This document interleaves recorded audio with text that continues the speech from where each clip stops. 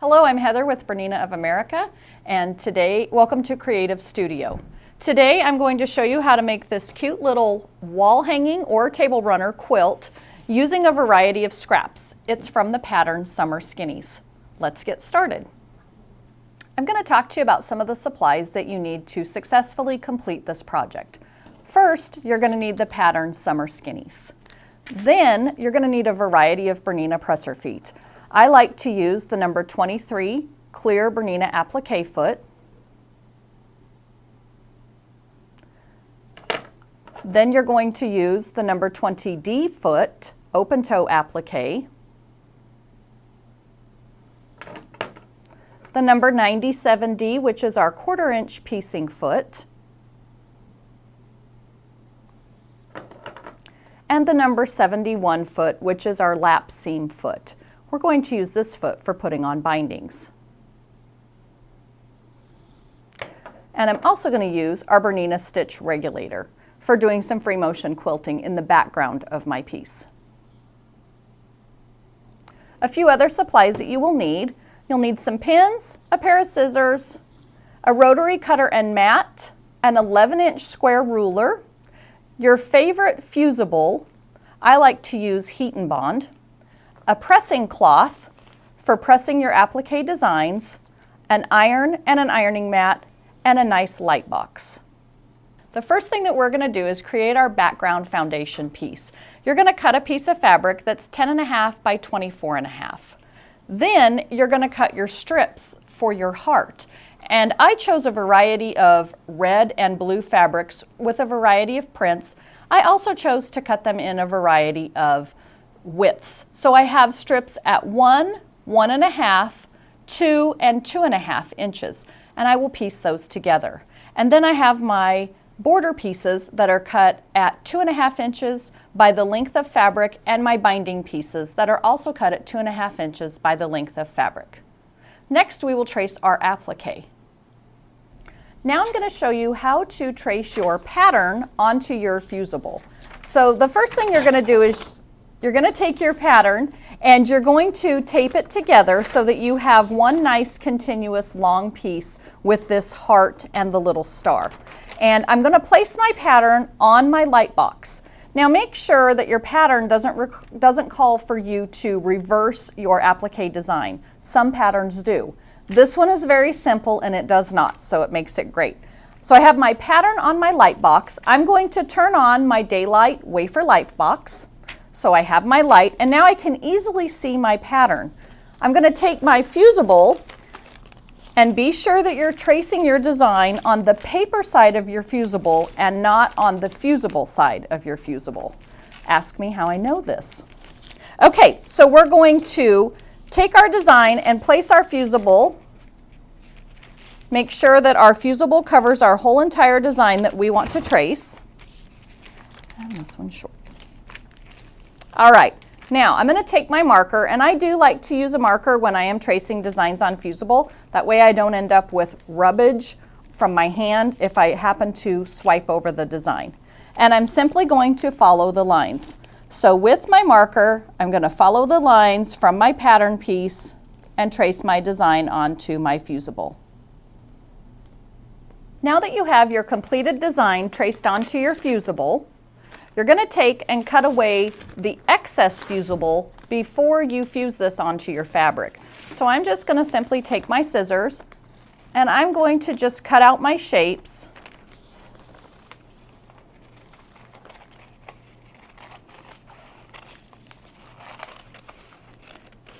I'll do this with the heart as well, but you just want to leave a little bit of fusible around your edges away from your traced line so that you get a good bond when you fuse this onto your fabric. We are going to piece together a variety of our strips to make our background for our heart applique. So what I have done is I have taken one of my 2.5 inch strips and a 1 inch strip, and I've pinned them together. I've attached my 97D foot with my seam guide to my Bernina 790 machine, and I'm going to piece these pieces together. So I'm going to line my foot up, and I have my fabric lined up with the edge of my seam guide, And I have this attachment so that it's easy when I start stitching. I can just run the fabric along the edge of that guide and I get my nice 1/4 inch seam. Of course, I don't want to stitch over my pins. When you get to the end of your stitching, I like to use the scissors button on my machine. Now, I am going to go ahead and give this a good press in between adding my next row of fabric.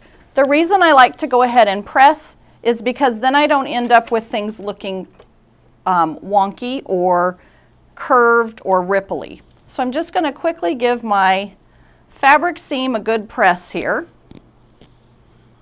Now that I have my piece pressed, I'm going to add my next piece of fabric. I do like to have different widths of fabric as I'm building this base.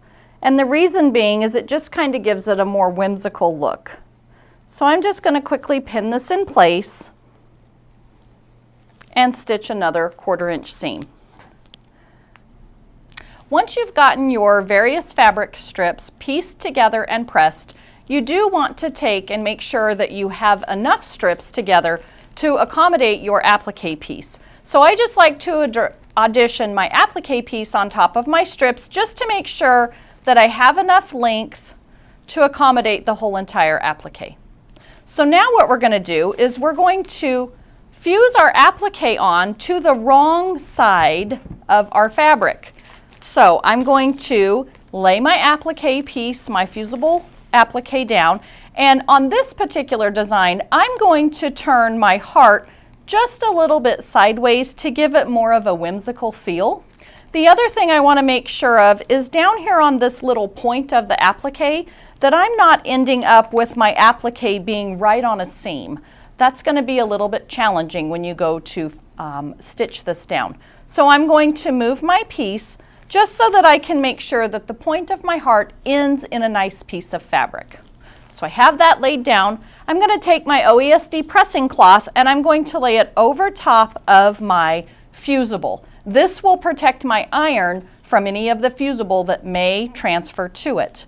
So now I'm simply going to take my iron and press, and you would want to do this and follow your manufacturer's instructions for your fusible that you're using. But I'm going to press this all down and give it a good press. I like to wait about 5 seconds in an area just so that I can make sure that the heat transfers nicely from my fusible and adheres my design to my fabric. And I like to use steam. Then I'm going to simply pull back my OESD pressing cloth, and I now have my design pressed on to my fabric strips. You can also press from the front if you'd like, if you're concerned with your fusible at all, making sure everything adheres nicely. You want to let your fusible on your applique pieces cool just a little bit before you start cutting it out. So I have my star and my fusible has cooled onto my fabric, so I'm simply going to cut out exactly on the drawn lines. So I'm going to take my fabric scissors and I'm just going to cut this out exactly on my drawn lines. Now I have my little star piece cut out. I'm going to take and do my fusible onto my background. So I have my heart that I cut out, and I'm going to take and I want to show you a trick on how to get the fusible off the back of your applique pieces. So what I like to do is I like to take and bend or simply just rip a little bit, and the paper will separate from your fusible, and you are able to then easily peel your fusible webbing off of your project, your paper backing off of your project, and it'll leave behind your fusible. If you've fused it right. Here we go. See how slick that was? So I'm just going to peel this off. I'm going to place my design on the right side of my background fabric. So I want my fusible to be on the top or on the right side of my background fabric. So I'm just going to place my heart wherever I want on the background. I'm going to do that same little trick on my star. and simply peel that off as well. And then just audition different places that you like your star, and it can be wherever you want it on the top part of your heart. And I'm going to take my OESD pressing cloth, again, lay this over top of my applique to protect everything, and I'm going to fuse this into place with my hot iron. Again, I like to use a little bit of steam. You count to 5, and then move it around. Now that I have this fused into place, I'm ready to start stitching. So now we're going to move on to the next part and stitch our applique piece in place. We are now going to attach our outside borders to our background piece with our fusible heart. So I have pinned my borders into place, and I'm going to do a 1/4 inch seam down the long side. I like to start with the long sides first and then do the top and bottom border. So again, with my machine at the default settings for my straight stitch, I'm simply going to stitch a quick 1/4 inch seam the length of my border. Once I have my border stitched on, I do like to press. I'm going to press away from my background fabric. So I'm going to take it and I'm just going to give it a good press away from my background.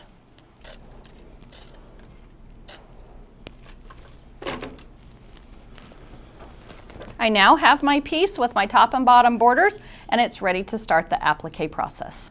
All right, so for doing your applique, I like to use the number 23 clear machine applique foot. The reason I like to use this foot over the number 20 foot is the foot is clear, and there's also a little groove on the inside bottom part of the foot that you can line your applique up against, and there's a channel so that your stitches will nicely form and not snag on anything. The other reason I like to use the number 23 applique foot is it has a rounded toe in the front of the foot, and it doesn't get caught up on any of my corner pieces that I'm using. One of the features on my Bernina 790 that I like is the hover feature, and I'm going to show you how to program the hover feature on your machine. So I'm going to go to my settings menu, and I'm going to go to my stitches, and I'm going to go to my personalization and the needle down feature. And I can choose one of these 3 hover features to have the machine hover the presser foot when the needle is in the down position.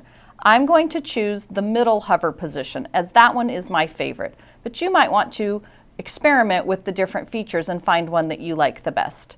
I'm also going to select the needle down feature so that when I do stop stitching, my machine will stop needle down and my presser foot will hover over my project, allowing me to easily turn it. The next thing we're going to do is we're going to prepare our applique piece for stitching. On applique pieces, you generally want to use something to stabilize your stitching, whether that be a tearaway stabilizer or, in this case, a piece of batting. The reason on small projects like this that I like to use a piece of batting is I accomplish a couple of things while I'm stitching. One, I'm supporting my background fabric and my piece as I'm stitching my blanket or decorative stitch. The other reason I like to use a piece of batting when I'm doing this is because as I'm stitching my decorative stitch or my blanket stitch, I'm quilting my piece at the same time.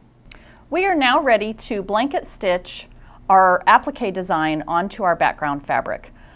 However, I want to add a little bit of a whimsical flair, and because I have the Bernina 790 with Stitch Designer, I can design my own custom blanket stitch. Let me show you how I like to design a custom blanket stitch. I'm going to open the Stitch Designer feature, and I'm going to create a new stitch design. So I'm going to select that icon, and on this blanket stitch, I'm going to touch the screen, and I'm going to use my snap to grid icon, touch the screen, and I'm going to come down 2. I'm going to go over to the left 5, and I'm going to come back to center. I'm going to come down 2 more.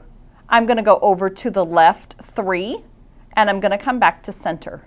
And then I'm going to come down 2, over 2, and back to center. And you can see in your stitch design field on the left what your stitch is going to look like prior to stitching it out. I like the way this looks, so I'm going to hit the green check mark to confirm, and now I have a custom blanket stitch that I have created in Stitch Designer. I can still adjust the stitch width and length if I'd like to make it even that much more custom. Now we're going to start the applique process. So the first thing I'm going to do is I'm going to select my securing knot feature on my Bernina 790. What this is going to do is this is going to take 4 securing stitches before it starts taking my new custom made blanket stitch that I created in Stitch Designer. So I'm going to align the inside edge of my presser foot with the edge of my star fabric for my applique. I'm now going to let my machine take the 4 stitches, and it's going to start taking the custom made blanket stitch. I'm going to stitch around my design, and when I stop needle down, my machine is going to hover the presser foot for me so that I can easily turn and continue stitching around my shape. You're going to continue doing this around your star until you have it stitched into place. Now that we've got our star stitched in place with our whimsical blanket stitch that we made in Stitch Designer, we're going to use a more traditional blanket stitch and stitch around the outside edge of our heart. So I'm going to go to my quilting stitch folder, and I'm going to choose stitch number 1329, which is my blanket stitch. However, I like to adjust my blanket stitch, and I want to give this piece a little bit of a whimsical feel. So I'm going to adjust the stitch width and the stitch length of my blanket stitch. So my stitch length, I'm going to adjust it to 4.50, and my stitch width, I'm going to adjust it to 5.50. This will make my stitch look like I've done it by hand. I also like to use these settings when I'm doing wool applique, and I can create a hand stitch look on my machine. So again, I'm going to start with my securing knot feature on my machine. I'm going to turn that on. I'm going to let the machine take the securing knots, and then I'm going to begin to blanket stitch around the edge of my fabric. You want to make sure that the edge of your blanket stitch, when it swings to the right, that it's stitching on the edge of your fabric. The other thing is that when I stop needle down and it hovers, I'm easily able to turn my fabric to complete my stitch. Remember, this is not a race. You want to go slow and take your time and let the machine form the stitch, especially when you're going around curves and points. There are times I may go 1 stitch at a time, turn my fabric, take a stitch, and again turn my fabric so that my stitch will continue to form perfectly on the edge of my applique. Complete this process all the way around your heart, and use your securing knot feature when you get back to the end or the beginning of your stitching. You've completed your applique stitching around the outside edge of your heart and also around your star. Now, we can also embellish our design if we want to by adding some decorative stitches anywhere in this heart area, and I chose to do that. So I went into my decorative stitch folder and I chose folder number 901, and I like stitch number 906. So I chose that stitch, and I also have attached my 20D foot to my machine. This is my open toe foot. I like to use the 20D foot when I'm doing decorative stitches. So I am going to place a couple rows of this star stitch anywhere on my design that I'd like. So I'm simply just going to line up the edge of my presser foot with one of my seam lines actually, and it is the left edge of my presser foot with one of my seam lines because of the way the star stitch forms. This star stitch, if you look at it on your screen, it forms to the right. So that's why I'm lining up the left edge of my presser foot on one of my seams. So when I get done, it's going to look like I've stitched my stars right on that seam. So go ahead and continue this process. When you get to the end, be sure that you use your securing knot feature and your pattern end button so that it will complete your stitch pattern. Now that you've got your piece stitched around and all of your blanket stitching done, I went ahead and layered my piece with my backing and my batting. And on small projects like this, I do like to use a little bit of spray baste rather than pin basting my layers together. So I went ahead and spray basted my pieces together. I've also attached my Bernina stitch regulator, and I'm going to do some free motion quilting in the background of this. I'm not going to stitch in the heart area, but you could. I've already stitched my heart down and quilted it because I did my blanket stitch through my batting, and then I did some decorative stitches as well. So to begin with our Bernina stitch regulator, I'm going to secure my threads by simply pulling up my bobbin thread,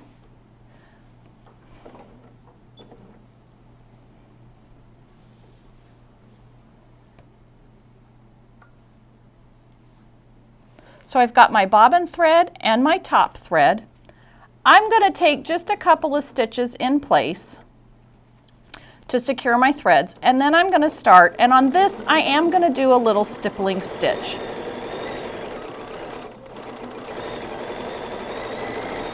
So I'm going to quilt my background and do a little stippling. You could also quilt off into your borders if you'd like.